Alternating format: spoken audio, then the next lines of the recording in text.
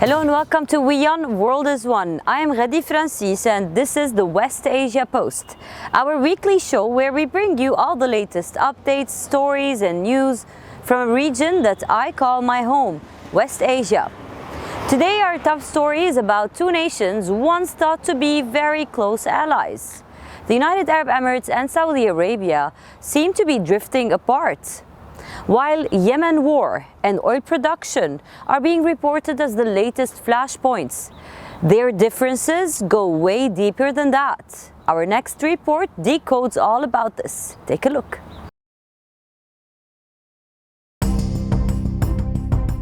They are still allies formally, but the rift seems to be growing. We are talking about Saudi Arabia and the United Arab Emirates. The roots of the rift between the two Arabian powers are complicated but rooted in myriad geopolitical factors. Foreign investment, influence in global oil markets, and the Yemen war are just some of the flashpoints between the two nations. So what is new this time? Disagreements that used to happen behind closed doors are now out in the open.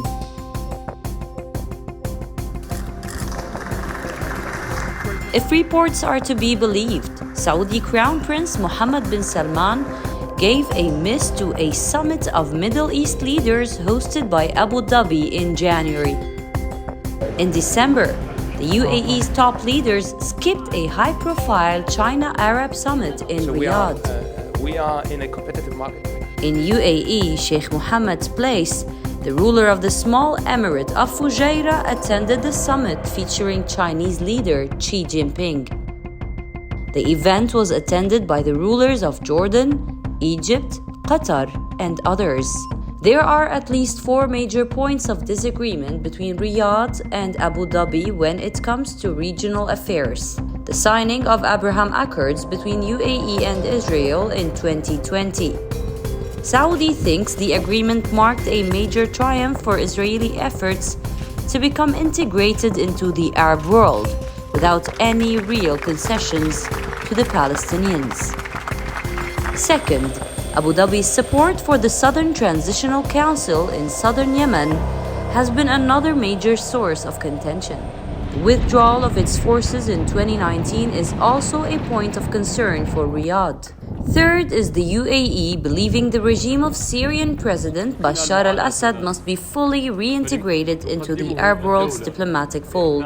But the Saudi leadership is not on board, at least not yet. And we saw a glimpse of that when Arab delegation visited Damascus last week and met the Syrian president. The delegation's visit came just weeks after 2 powerful earthquakes rocked Turkey and Syria and left at least 50,000 dead. And the fourth point of clash being the disagreement over the capacity of oil pumping by UAE. The UAE is obligated to pump much less oil than it is capable of, hurting its revenue. It has long pushed to pump more oil, but the Saudis have said no so far. The potential of this escalating is real this time. What will take some time to better understand is how the Emirati-Saudi alliance would be impacted by the UAE possibly exiting OPEC. An idea that has been discussed for years in UAE without any action so far, although reports indicate that such claims are far from true. Regardless of the UAE's future in OPEC, it seems safe to assume that the improvement in relations with Oman and Qatar has come just at the right time for Saudi Arabia, as its ties with Abu Dhabi are under significant strain. The tensions between Saudi and the UAE are not new, but have been building up for years. Much of it also stems from the UAE's determination to chart an independent course in regional and international issues. The differences expose the gaps between the leaders of these two Arabian powerhouses, UAE President Mohammed bin Zayed Al Nahyan and Saudi Crown Prince Mohammed bin Salman.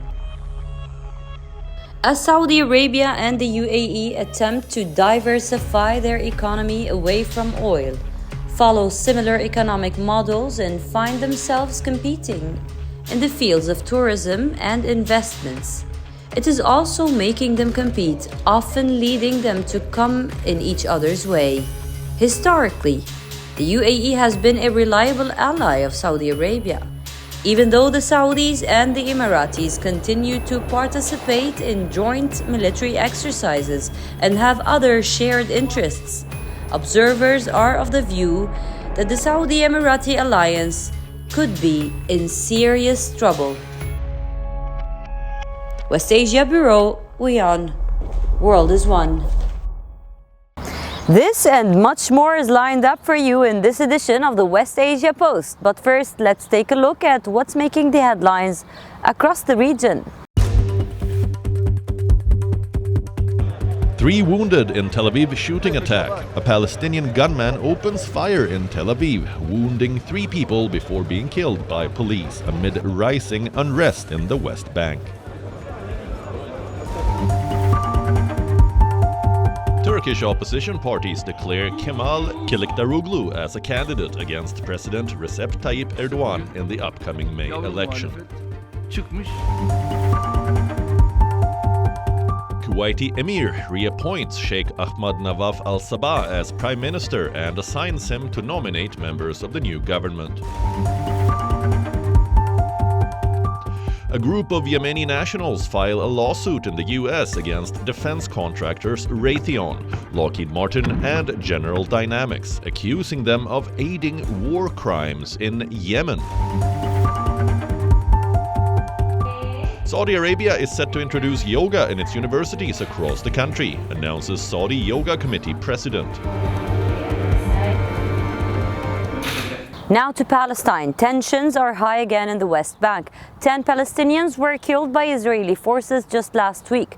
Now this happened as the US Defense Secretary was visiting Israel and calling for calm. Our next report tells you more.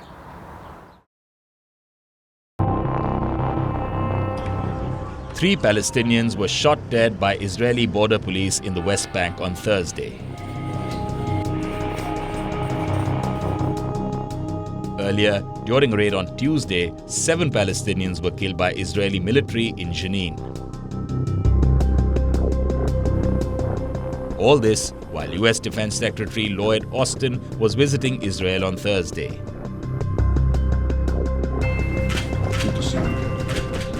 Reports said that Austin and the Israeli Prime Minister discussed escalating violence in West Bank among other issues.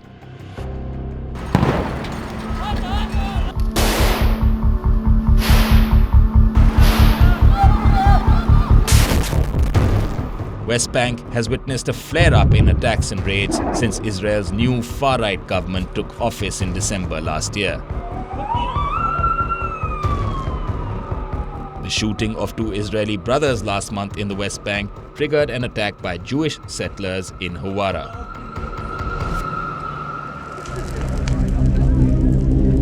Israeli settlers killed a Palestinian man and torched dozens of houses and cars during the rampage.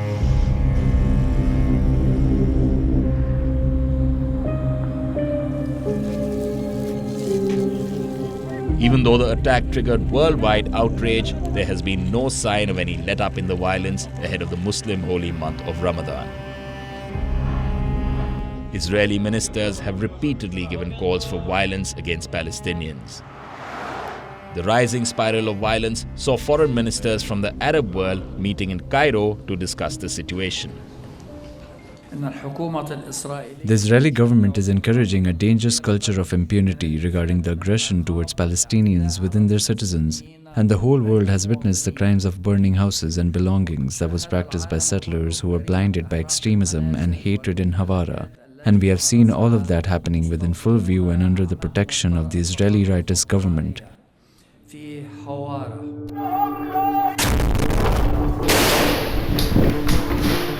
Israeli forces have conducted regular raids across the West Bank for the last few months. Since the start of the year, at least 75 Palestinians have been killed, including fighters and civilians. Over the same period, 13 Israelis have been killed in attacks by Palestinians. By current reckoning, any let-up in the violence seems unlikely. We do have a lot to talk about today. Whether Austin's visit leads to any de-escalation remains to be seen. Now, among the Israelis, what started as a protest against judicial reforms is now becoming a rebellion against the Netanyahu government. The question is, will Benjamin Netanyahu be able to make it? Where will this take the Israeli government? Our next report tells you all about that. Rebellion against the Israeli ruling coalition of Prime Minister Benjamin Netanyahu is growing. The day of resistance protests on Thursday over the government's judicial overhaul forced US Defense Secretary Lloyd Austin to delay his arrival in Israel. Besides, Austin's visit was confined to a location within the airport grounds due to the judicial reform protests. Netanyahu and his defense minister went to the airport area to meet Austin. And worse, Netanyahu had to take a helicopter to go to the airport in order to avoid the protesters. But protesters on the streets are not Netanyahu's only worry. Earlier reports said that Israel's national airline, El Al, had a difficult time finding pilots to fly Netanyahu to Italy because apparently the pilots too are protesting against his hardline coalition. The airline denied such reports, but the Prime Minister travelled to Italy in a smaller plane instead of the larger Boeing 777. That is how bad the situation in Israel is, and there is more. Nearly 40 reservist fighter pilots in an elite Israeli force squadron have refused to attend training in protest against the government. The move is seen as an unprecedented one by observers. Reacting to the reports, Netanyahu said that the threats to refuse military service endanger Israel's existence. כשאנו נלחמים בשדה הקרב ומסתכלים ימינה ושמאלה, it rests on the deep understanding that whatever the differences between us, we are always united in the face of those who seek to kill us. This was the case throughout all of Israel's wars. Regardless of the struggles and disagreements among us, refusal threatens this existential foundation.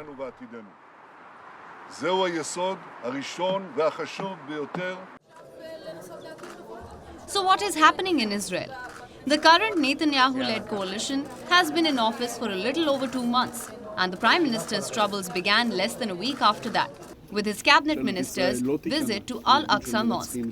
Since then, frequent violence in the West Bank, a recent settler attack in Huara, protests over judicial reforms, friction within the coalition, and the weakening of the shekel have been matters of constant worry. As soon as the Israeli government announced the judicial reform plan, a sense of alarm spread across the country. Israel has seen weekly protests and sometimes more frequently, bringing hundreds of thousands of Israelis out on the streets screaming against the judicial reforms. With Netanyahu's ultra-orthodox and extreme-right coalition partners adamant on staying the course, the Prime Minister seems to be on the brink. There is alarm in the business community as well. Worried central bankers have urged Israeli politicians to slow down. Some technology firms have said that they're moving their money out of the country as they see the judicial reforms as an assault on democracy. But the problem for Netanyahu is not just within Israel. Israel's closest ally, the United States, is also concerned over the recent happenings in Israel. The unending violence in the West Bank, provocative statements of ministers, and the government's push to reform the judiciary have rung alarm bells in Washington. According to reports, invitations for Netanyahu to visit the United States and the UAE have been kept in abeyance as discomfort with the Israeli government is rising. Both Washington and Abu Dhabi are reportedly waiting to see what unfolds during the Muslim holy month of Ramadan, which begins in late March, before proceeding with plans to host Netanyahu. So what is next for Israel and Netanyahu is anybody's guess. West Asia Bureau, WION, World is One. Top Pentagon official Lloyd Austin paid a surprise visit to Iraq. Now, what does this visit signify when the country is approaching its 20th anniversary of the US-led invasion? We tell you more. Iraq had an unannounced high-profile visitor this week, U.S. Defense Secretary Lloyd Austin. Austin, a former commanding general of U.S. forces in Iraq, is the highest-ranking member of U.S. President Joe Biden's administration to visit the country.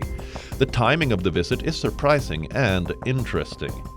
It comes barely 2 weeks before the 20th anniversary of the US-led invasion of Iraq, a war that toppled Saddam Hussein and led to the deaths of tens of thousands of Iraqi civilians. Just after landing in Baghdad, Austin said he was visiting Iraq to reaffirm the strategic partnership toward a more secure, stable, and sovereign Iraq. He also met Iraq's Prime Minister Mohammed Shia al-Sudani. This comes even as the US's role in Iraq has remained controversial. After the invasion in 2003, the US withdrew its forces in 2011. But 3 years later, the Obama administration sent thousands of soldiers back into Iraq and neighboring Syria, ostensibly to fight against the Islamic State. And then the Trump administration sought to withdraw its forces from Syria, using Iraq as a base. However, in 2019, Iran-Iraq heated up with dozens of attacks on facilities hosting U.S. forces. In 2022, the killing of IRGC Quds Force head Qasem Soleimani and Iraqi Kataib Hezbollah leader Abu Mahdi al-Muhandis in Baghdad proved to be a game-changer for the region. Since then, the U.S. has shifted many units to the Iraqi Kurdistan region. Officially, the US is in Iraq at the latter's invitation, but in reality, Iraq hosts a critical base for the US for another reason: its forces in Syria. Iraq has about 2,500 US troops in the country, while about 900 are based in Kurdish-controlled northeast Syria. So, what really is the motive behind the U.S. Defense Secretary's visit? Austin, who also oversaw the withdrawal of U.S. troops between 2010 and 2011, really knows the region. Observers see Austin's visit as a reminder of a strong American presence in the region, at a time when Washington wants to counter Iranian and Chinese influence. Since the US-led coalition troops ousted Saddam's Sunni Arab-dominated regime, Iraq's Shiite majority has led Iraq under a confessional power-sharing system. Successive governments have tried to balance ties with Iran. Iran is crucial as it holds influence over the Hashd al-Shabi, a group of militias in Iraq that are now paramilitaries and receive salaries from the Iraqi government. Iraq is seen as near abroad by Iran and obviously wants the US forces out of the country. So in a way, Austin's visit is a reminder to Iran and the wider region of the US role in Iraq. In the run-up to the invasion anniversary, Iraq has been hosting a raft of foreign dignitaries, including UN Chief Antonio Guterres and the Iranian, Russian, and Saudi foreign ministers. And now to Iran. Iran's mystery over poisoning of schoolgirls continue. While the Islamic Republic has announced that it is arresting some of the people involved, no details have emerged about who is behind that and what their motive is. Our next report tries to decode the case. Take a look. It started in November last year, and over the past few months, hundreds of schoolgirls in Iran have been poisoned. But Iranian authorities seem to be clueless about who is behind it or what chemicals have been used, if any. The mystery poisoning that reportedly started in the city of Qom has spread to 25 of Iran's 31 provinces. Iranian media reports have put the number of affected schools at over 60. The affected students have complained of symptoms ranging from shortness of breath to nausea and vertigo after reporting unpleasant odors on school premises. The students all felt the same symptoms as me. They had coughs. Some of them said their eyes burned, and most of them were scared.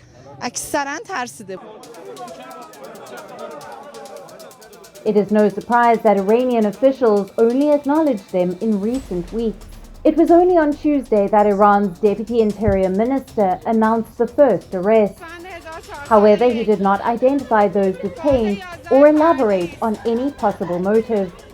Iran has so far failed to come up with a convincing explanation of the incident. One theory is that it could be the doing of possible hardliners. This viewpoint has been floated by a few Iranian ministers and officials. Some sections of Iranian media have cited a supposed communique from a group called WION The World, which said that education of girls is considered forbidden. The group has allegedly threatened to spread the poisoning of girls throughout Iran if girls' schools remain open. Iranian officials have not acknowledged any such group though. A senior journalist from Iran, Jamileh Kadewar, has also pointed to a possibility of mass hysteria. Sensing anger in the country, Iran's supreme leader, Ayatollah Ali Khamenei, has called for the perpetrators to be punished harshly. Because this is not a small crime. This is a crime against the most innocent part of society, meaning children, and is causing fear and insecurity in the minds of society and concerns families. These are not small matters. These must be seriously pursued. However, Iran's President Ebrahim Raisi has given it a twist. Raisi has said it is a conspiracy by foreign enemies of the Islamic Republic. Though he did not name any country, Iran has regularly accused Western powers and Israel of being behind unrest within its borders. The schoolgirls' poisoning incident has sparked international concern and Western calls for an independent investigation. Some activists have accused the establishment of orchestrating the poisonings to avenge the protests. The United Nations High Commissioner for Human Rights has called for a transparent investigation into the incident. This is not the first time that such an incident has taken place in Iran. In 2014, there was a wave of acid attacks after which people took to the streets in the city of Isfahan. The attacks appeared to be aimed at terrorizing women who violated the strict Islamic dress code. Nobody was ever arrested or punished. Iranian authorities have a poor record of investigating violence against women and girls. Fears have been expressed that it may be no different this time. The recent poisonings have come at a critical time for Iran's ruling elite. For the first time since the Islamic Revolution in 1979, schoolgirls have been joining the protests that spiraled after Mahsa Amini's death. The 22-year-old woman died in police custody after she was arrested by morality police in September last year. Since then, there have been regular protests against the hijab rules and the government. The question being asked is, will Iran investigate the poisoning, trace the culprits, and bring them to book? West Asia Bureau, WION, World is One. And now, as usual, ending on a happy note. A 10-year-old boy in Syria survived the earthquake. He was rescued from the debris of his home and he had one wish to tell the rescuers. Now, his wish became true. Our next report is all smiles and hugs. Take a look.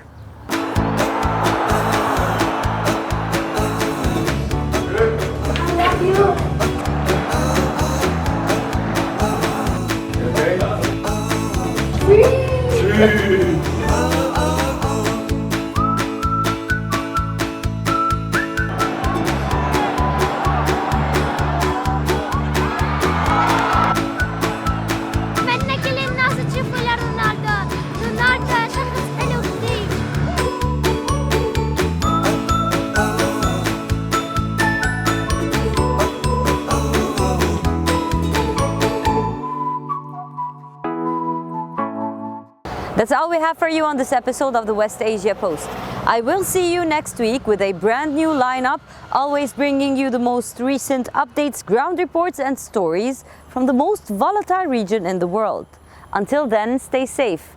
I am Ghadi Francis, coming to you from Beirut, Lebanon, and you're watching WION World is One.